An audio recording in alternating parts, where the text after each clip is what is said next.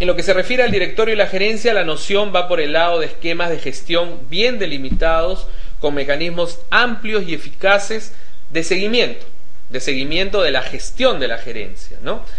Y el riesgo que corremos es que se vayan a tomar decisiones fuera de oportunidad o que haya desperdicio de recursos por sistemas de seguimiento y decisiones inadecuadas.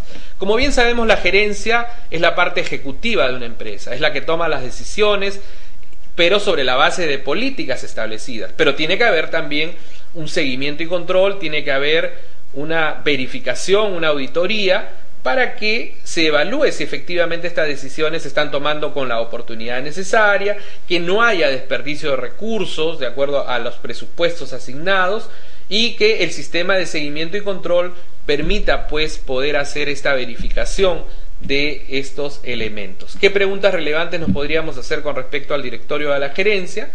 Preguntarnos si las políticas de remuneraciones y beneficios de la gerencia están claramente definidos y son estables en el tiempo, y si existen políticas definidas en relación al manejo de conflictos de interés que pudieran existir dentro de las personas que conforman la plana ejecutiva de la empresa. Finalmente, con respecto a la transparencia,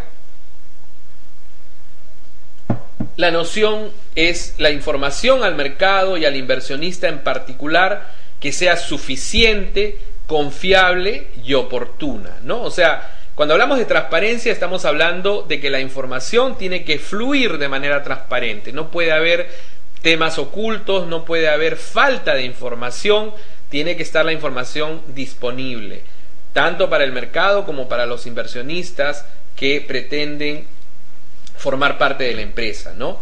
Y que esta, como hemos dicho, sea suficiente, que sea confiable y que sea oportuna. Los riesgos que existen es que haya una mala administración interna de la información privilegiada y discriminación informativa con respecto a cada uno de los elementos o de los componentes de la organización que requieren tener algún tipo de información. ¿Qué preguntas relevantes podríamos hacer con respecto a esto? Si la selección del auditor corresponde a una política práctica definida y de aplicación constante, ¿no? Porque el control va a estar dado por la calidad del auditor también. Y si la información hacia los inversionistas se limita a cumplir con las regulaciones o a la actividad de la empresa es proactiva, ¿no? Tendríamos que hacernos esta pregunta también. Entonces, una administración de riesgo y gobierno corporativo nos lleva a tener un esquema mediante el cual tenemos que tener metodologías de gestión de riesgo que permitan que la auditoría interna y el comité de auditoría pueda hacer una verificación de esta metodología de gestión de riesgos aplicado por la unidad de riesgo sobre la base de los procesos a los que está expuesto la organización, identificación de riesgos, ¿no? Establecer las políticas para la identificación de estos riesgos, evaluar los eventos de riesgos que se presenten, definir indicadores, establecer controles, reportes, etcétera, ¿no? O sea, que exista todo un esquema que permita que mediante un proceso de gestión de riesgos, mediante un proceso de aplicación de políticas y de reporte adecuado de la información, podemos hacer una adecuada evaluación de la gestión del gobierno corporativo y los informes que se requieran a nivel del comité de auditoría, del directorio, de la gerencia y también de los accionistas, ¿no? Administrar el proceso de evaluación de control interno requiere pues un proceso integral de administración de riesgos. El buen gobierno corporativo va amarrado de la mano con una adecuada gestión de riesgos. Si no tenemos una adecuada gestión de riesgos, mal podríamos tener un buen gobierno corporativo en la medida de que no existe la información para las diversas instancias, no estamos creando valor para el accionista. Tiene que haber un desarrollo de sistemas efectivos de control y sistema de alerta temprana para monitorear los cambios en los factores de riesgo y reducirlos a niveles razonables. Y tiene que establecerse un sistema de administración de riesgos que ayudará a asegurar que la gerencia de línea evalúe regularmente todos estos controles, ¿no? Sobre la base de reportes y elementos que permitan a la gerencia poder hacer esta evaluación de estos controles. Podemos concluir entonces que para lograr la adopción de las mejores prácticas de gobierno corporativo, lo podemos hacer mediante una adopción voluntaria, a través de principios de buen gobierno para las sociedades peruanas. Con respecto a los bancos e inversionistas e institucionales, exigir buenas prácticas de gobierno corporativo. Por la parte de supervisión tienen que haber auditorías independientes, comunicación de hechos de importancia para las compañías inscritas en la bolsa, ¿no?, con respecto a las empresas que cotizan en bolsa.